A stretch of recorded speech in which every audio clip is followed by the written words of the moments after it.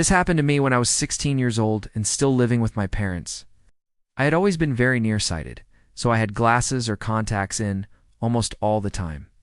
Back then, though, we didn't have fancy contacts like we do now. There were these big, bulky things that covered most of your eye and were very uncomfortable. So I spent most of my days just wearing glasses, even though I hated them. One day, I was at home sick from school with the flu and was just lying in bed watching TV. I must have been pretty sick because I remember not being able to get out of bed to go to the bathroom and having to use a bucket. It was one of those plastic buckets that my dad used for cleaning the fish tank. Well, unfortunately, when I went to put it back, I knocked over an entire bottle of fish tank cleaner right on top of my face. This stuff was super strong. Like even touching it would burn your skin. And I remember screaming as I tried to get it out of my eyes. Well, after what felt like hours, I finally got it all out. But the next morning I woke up and everything was still super blurry. So I went to the bathroom and looked in the mirror. And this is when I saw the fingerprints.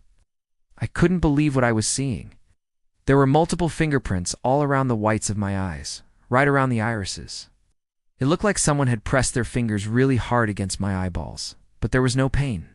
I immediately called my mom to take me to the doctor, but she just laughed at me and told me to stop being so dramatic. She said it was probably just because I rubbed my eyes so much the night before.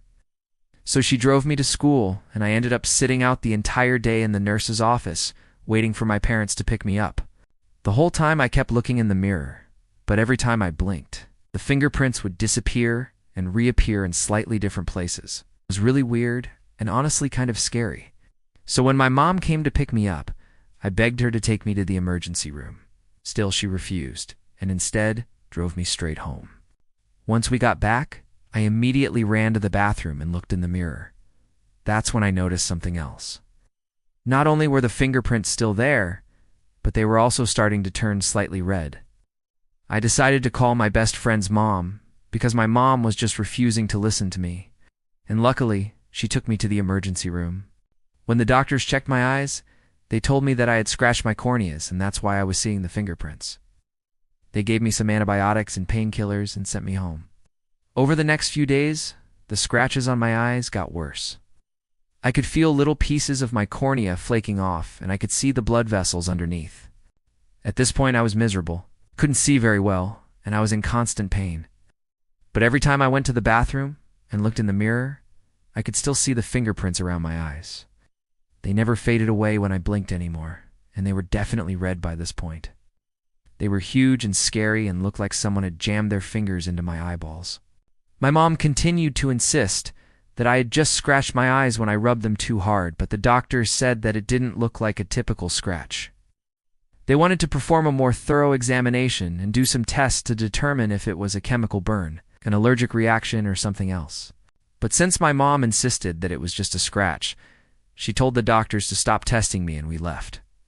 The next few days were a blur.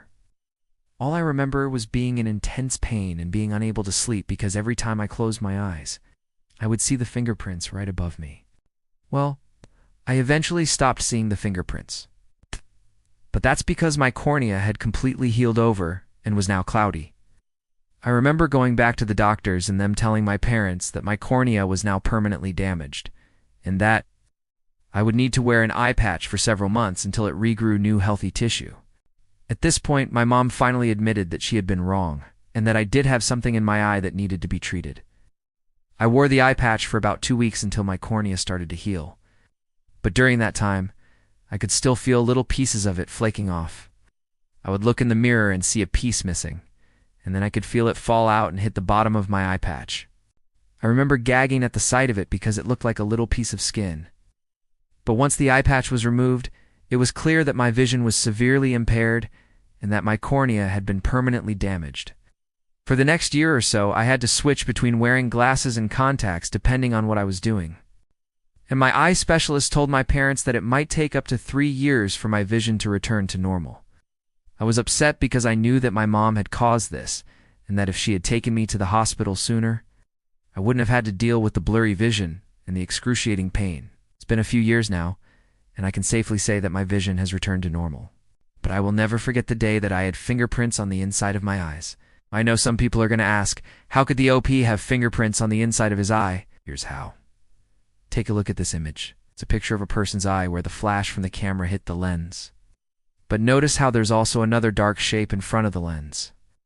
Now here's another picture. See how there's a black disc in front of the lens? That's what it looks like. This thing covering the lens is called the cornea. And here's an image of someone looking straight into a flashlight. Notice how there's a bright spot in the center. That's the cornea reflecting light. Here's a picture of me looking directly into a flashlight, and you can see my cornea clearly. So basically, when I said that I had fingerprints on the inside of my eyes, I mean that I had fingerprints on the cornea.